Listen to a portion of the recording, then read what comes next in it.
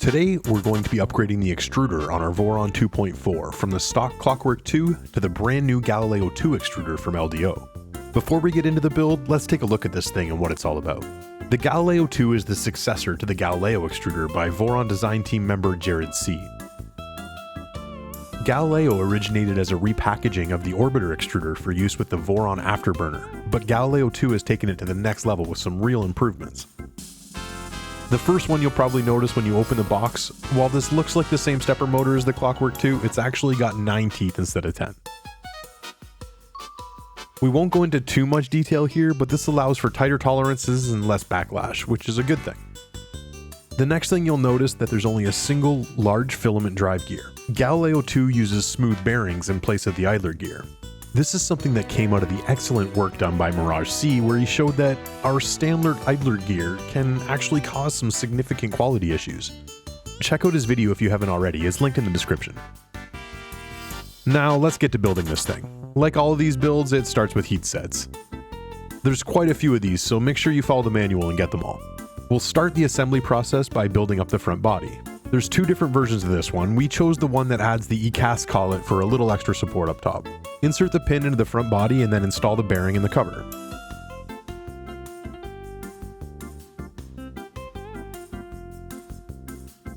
This screw holds the bearing in place. Press in the next bearing down at the bottom here, and then we'll install the E-cast collet we mentioned earlier.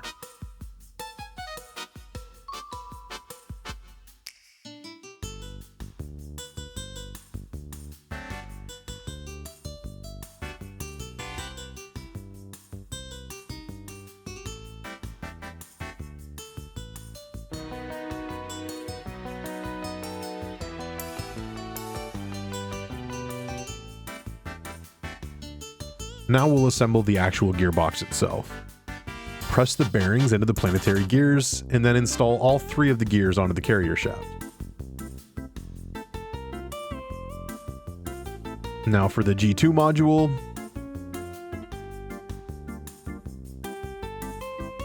we'll press the bearing in and secure it with these flathead screws. Make sure these sit flush with the surface of the part. Now we can bring in our carrier shaft, add a shim, and slide it through the bearing.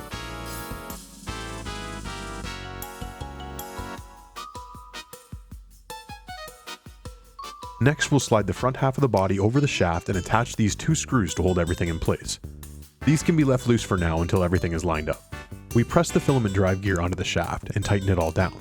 While tightening this gear, be sure to push the carrier shaft all the way in from the back. Don't forget the thread locker on your grub screw. The shaft support gets another bearing pressed in, and then gets installed on the end of the carrier shaft with 2 more screws.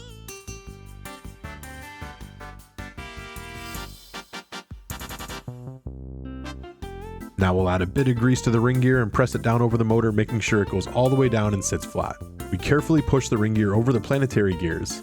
It's important to go slow here, and if you feel any resistance, pull out and slightly rotate the ring gear. If you force this, your gears will probably be misaligned.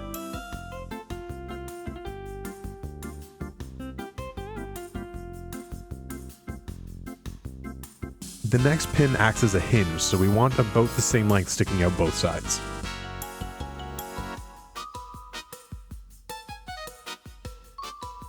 Hey, it almost looks like a real extruder. Alright, and now for the rear body. Put the bearing in and slide it over the back of the shaft.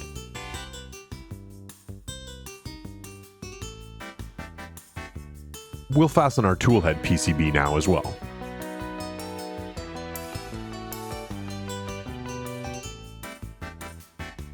With that secured, we can put on our door, and with a little bit of editing magic, we're ready to install it in our printer. The extruder slides on from the top and is secured using 2 screws through the front.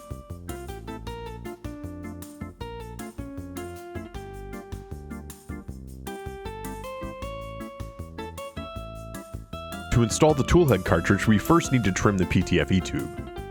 There's a handy tool for this in the repo to make sure you get the length exactly right.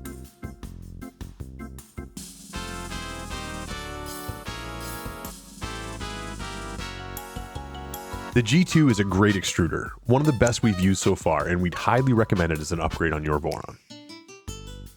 Thanks for watching and keep on making.